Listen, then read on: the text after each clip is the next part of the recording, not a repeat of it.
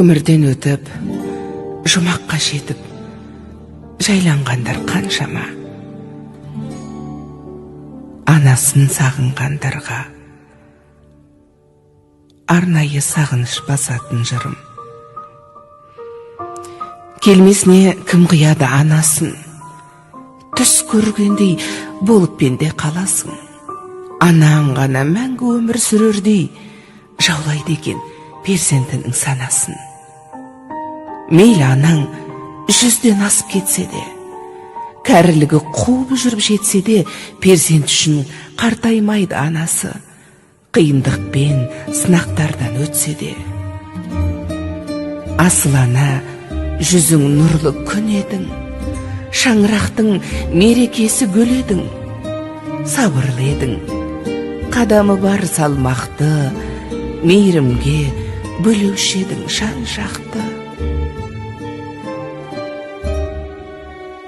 Барлық балам болса екен деп қасыңда, барлықтарын теңеп қойып асылға, бәрін бірдей көре алатын анашым, жасыңызды жетсе де бек ғасырға.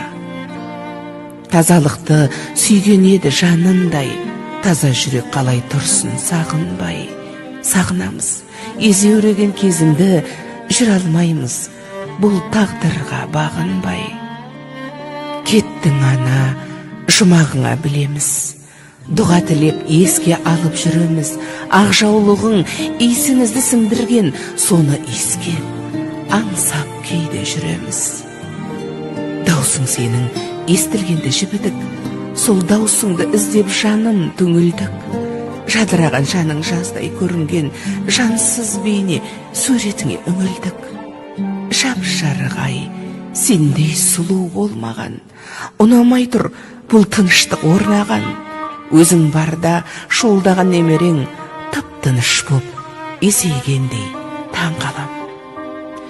Ана жаным, ақ жүрегің кең еді-ау, қиналсаң да еш білдіргің келмеді-ау.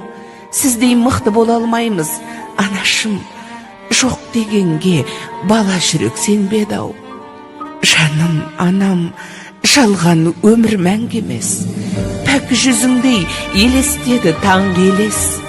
Тек жақсылық оймен ғана жүргенім, сізсіз өмір өтер бірақ мәнді емес.